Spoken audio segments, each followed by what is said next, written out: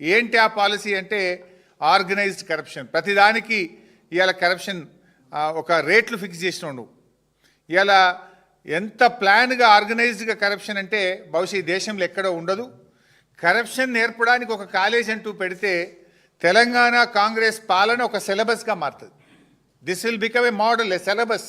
Corruption ఎట్లా చేయొచ్చు అనడానికి రేవంత్ 2 ఏళ్ల పాలన ఒక సిలబస్గా బాగా సూట్ అవుతుంది.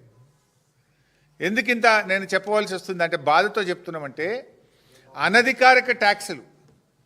ఇవాళ టీఆర్ఎస్ పాలనలో ఆనాడు కేసీఆర్ గారు బిల్డర్లను పిలిచి, అరే మీకు ఏం కావాలి బాబు, రియల్ ఎస్టేట్ ఇంప్రూవ్ చేయడానికి ఏం కావాలి అంటే, మాకు నాలా కన్వర్షన్ ఇబ్బంది అవుతుంది, ఆర్డీఓలు కలెక్టర్ల దగ్గరికి పోవడం అంటే దాన్ని ఆన్లైన్ పద్ధతి చేశారు. నాలా కన్వర్షన్ ఫీజును తగ్గించేసిండ్రు, మొత్తానికే తగ్గించేసిండ్రు. 8% నుంచి 2% చేసేసిండ్రు. ఫీజులు తగ్గించిండ్రు, ఆన్లైన్ విధానం తెచ్చిండ్రు, పారదర్శకత పెంచిండ్రు, వాళ్ళని ఎంకరేజ్ చేసిండ్రు. కానీ రేవంత్ రెడ్డి రాగానే బిల్డర్ల మీటింగ్ పెట్టిండు. ఏం పెట్టిండు?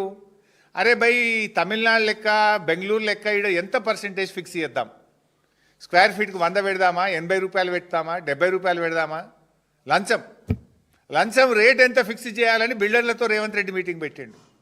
రాష్ట్రం ఎట్లా అభివృద్ధి చెందాలి, రియల్ ఎస్టేట్ ఎట్లా అభివృద్ధి చెందాలి, మీ సాధక బాధకాలు చెప్పండి అని కేసీఆర్ గారు మీటింగ్ పెట్టిండు. ఇది రేవంత్ గారికి కేసీఆర్ గారికి ఉన్న తేడా.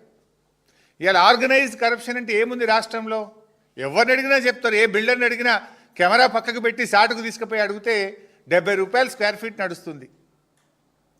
ఏ లేఅవుట్ అనుమతి రావాలన్నా 30% ఇవ్వాల్సిందే.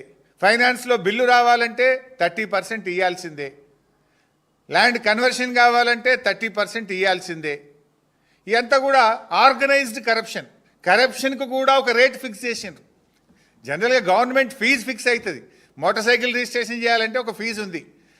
ల్యాండ్ భూమిని రిజిస్ట్రేషన్ ఆఫీస్ పోయి రిజిస్ట్రేషన్ చేయాలంటే గవర్నమెంట్కి ఒక ఫీజు ఉంది. కానీ రేవంత్ పాలన కొత్త ఫీజులు తెచ్చింది. ఆర్ఆర్ ట్యాక్సు, బట్టి tax, Ponguleti tax, Uttam tax, కొత్త ట్యాక్సులు తెచ్చింది. ఇది కాంగ్రెస్ నేతల జేబులు నింపుకునే ట్యాక్సులు తెచ్చింది.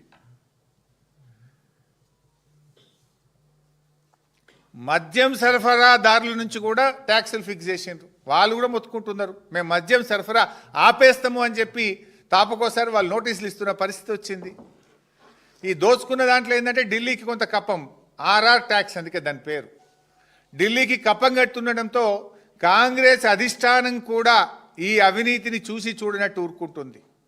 వ్యవస్థీకృత అవినీతి పెరగడానికి కాంగ్రెస్ అధిష్టానం కూడా బాధ్యత వహించాల్సి ఉంటుంది.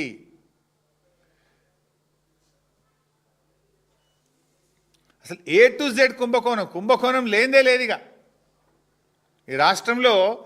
ఇందాక చెప్పినట్టు భూమికి ల్యాండ్ కన్వర్షన్ కావాలంటే ట్యాక్స్, అపార్ట్మెంట్ పర్మిషన్ రావాలంటే ట్యాక్స్, గేటెడ్ కమ్యూనిటీ కట్టాలంటే ట్యాక్స్, భూ సమస్య పరిష్కారం కావాలంటే ట్యాక్స్, ఫైనాన్స్లో బిల్లు రావాలంటే ట్యాక్స్. ఇవి నేను చెప్పట్లే, బిల్డర్లు చెప్తున్నారు, కాంట్రాక్టర్లు చెప్తున్నారు. కాంట్రాక్టర్లు పోయి సెక్రటరియట్లో ఫైనాన్స్ మినిస్టర్ ఛాంబర్ ముందు ధర్నాలు చేసి మరీ చెప్తున్నారు కదా ఓపెన్గా. ఇవాళ సెంట్రల్ యూనివర్సిటీ 450 ఎకరాల భూమి స్కామ్కు తెరలేపిండు. ఫార్మాసిటీ, అది కేసీఆర్ గారి ప్రభుత్వము, లక్షల మంది పిల్లలకు ఉద్యోగాలు రావాలి, తెలంగాణ ఒక వరల్డ్లో ప్రపంచంలో ఫార్మా హబ్గా మార్చాలని మేము ప్రయత్నం చేస్తే కేసీఆర్ గారు సేకరించి పెట్టిన భూమిని ఇలా ఫ్యూచర్ సిటీ అని పేరు పెట్టి రియల్ ఎస్టేట్ వ్యాపారానికి తెరలేపిండు. సివిల్ సప్లైస్లో ధాన్యం అమ్మకాల్లో పెద్ద స్కామ్ అయింది, హైకోర్టులో కేసు నడుస్తూ ఉంది. రవాణా శాఖలో స్మార్ట్ కార్డుల స్కామ్ నడుస్తూ ఉంది. ఫ్లై యాష్ రవాణాలో స్కామ్. ఈ మధ్యనే 5 లక్షల కోట్ల స్కామ్ మా కేటీఆర్ గారు బయటపెట్టిండ్రు. హిల్ టీపీ, ఈ పారిశ్రామిక భూముల అమ్మకంలో స్కామ్. పవర్ స్కామ్, 50,000 కోట్ల రూపాయల పవర్ స్కామ్ వచ్చింది. ఒక ఎమ్మెల్యే యూరియాని కూడా బ్లాక్ మార్కెట్లో అమ్ముకున్న యూరియా స్కామ్ కూడా ఈ ప్రభుత్వంలో చూసినాం.